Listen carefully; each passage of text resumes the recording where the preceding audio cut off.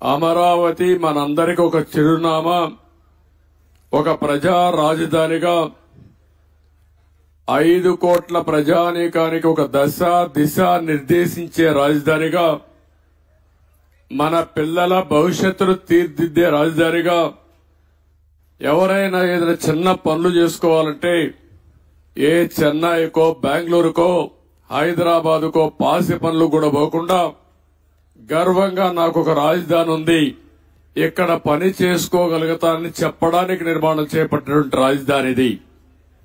అలాంటి రాజధాని ఈరోజు మనం చూస్తే అతలాకుతలం చేశారు. ఆ డీటెయిల్స్ కూడా నేను వస్తాను. అదే సమయంలో పోలవరం దక్షిణ భారతదేశంలో ఎక్కువ నీళ్లుండే నది గోదావరి నది. పోలవరం పూర్తి చేస్తే నదుల అనుసంధానం జరిగితే రాష్ట్రంలో ప్రతి ఒక్క ఎకరాకు నీళ్లిచ్చే అవకాశం ఉంటుంది. ఈ రెండు కూడా మనం ఒక్కసారి ఆలోచించుకున్నప్పుడు రాష్ట్ర విభజన జరిగింది. హేతుబద్ధత లేదని పోరాడాం.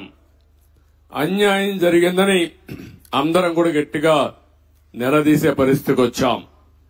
ఆ సందర్భంలో ఒక ఆర్థిక నగరమైనటువంటి హైదరాబాద్ నగరం తెలంగాణ రాష్ట్రానికి వెళ్తుంది కాబట్టి మళ్లీ ఇక్కడ ఒక నగరం కట్టుకోవాలంటే దీనికి తోడ్పాటు ఇస్తామని, ఇంకొక పక్క పోలవరాన్ని పూర్తి చేస్తే ఈ రాష్ట్రానికి కొంతవరకు వెసులుబాటు వస్తుందనే ఉద్దేశంతోనే ఈ రెంటికి కూడా విభజన చట్టంలోనే ప్రత్యేకంగా మెన్షన్ చేస్తూ ఒక పక్క పోలవరాన్ని జాతీయ ప్రాజెక్టుగా, అమరావతికి ఆర్థిక సహాయం చేయడానికి ముందుకొచ్చారు.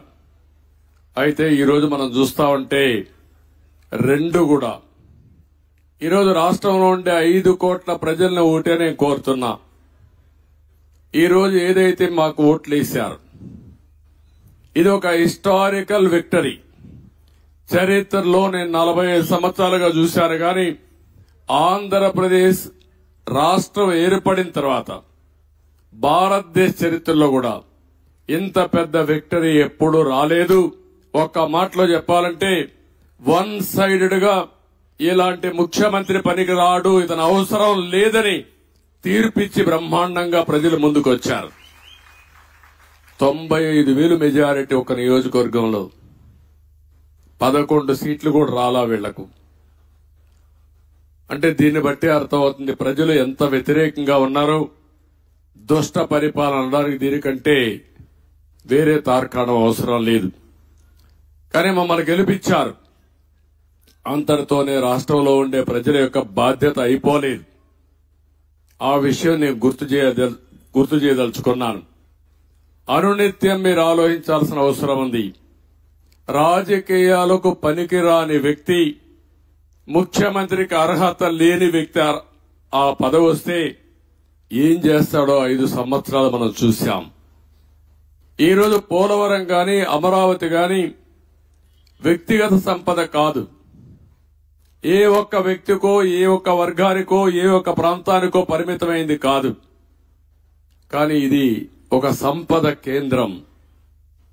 ఒక సంపద సృష్టిస్తే అది సమాజానికి పనికొస్తుంది. అదే సమయంలో వ్యక్తులు బాగుపడతారు, ప్రభుత్వానికి ఆదాయం పెరుగుతుంది. ప్రభుత్వ ఆదాయం పెరిగితే సంక్షేమ కార్యక్రమాలు చేసేందుకు అవకాశం ఉంటుంది. అదే మరి ప్రజలందరినీ సాధికార వైపు ముందుకు తీసుకుపోయే అవకాశం ఉంటుంది. రెండోది పోలవరం గాని పూర్తి చేసుంటే అది కూడా గవర్నమెంట్ డబ్బులు, అవి సెంట్రల్ గవర్నమెంట్ డబ్బులు. దాన్ని పూర్తి చేస్తే మనం గాని కొంత నదుల అనుసంధానం చేసుకుంటే రాష్ట్రంలో ప్రతి ఒక్క ఎకరాకు నీళ్లు ఇవ్వగలిగితే రాయలసీమ రాళ్లసీమ కాదు రతనాల సీమగా తయారు చేసే అవకాశం వస్తుంది. హార్టికల్చర్ కు ప్రాధాన్యత ఇచ్చే అవకాశాలుంటాయి. మొన్నే పోలవరం పోయొచ్చాను. నా ఆవేదన చెప్పాను. కొన్ని వందల సార్లు వర్చువల్ రివ్యూ చేశాను. ఇంకొక పక్క నేరుగా ఫిజికల్ గా 40, 42, 31 సార్లు వెళ్లాను. కానీ ఈరోజు పోలవరాన్ని గోదావరిలో కలిపేసే పరిస్థితికి వచ్చారు. ఈరోజు ఏం చేయాలని అర్థం కాని పరిస్థితి. ఏం చేయాలన్న 4-5 సంవత్సరాలు ఖర్చులు కూడా డబల్ అయిపోయే పరిస్థితికి వచ్చింది. ఒక వ్యక్తి యొక్క మూర్ఖత్వం వల్ల, ఒక పోలవరం వల్ల రాష్ట్రానికి ఒక వరంగా ఉండవలసిన పోలవరం ఈరోజు ఒక శాపంగా మారిపోయే పరిస్థితి వచ్చింది. అది నేను మొన్నే మాట్లాడాను, మళ్లీ నేను మాట్లాడతాను.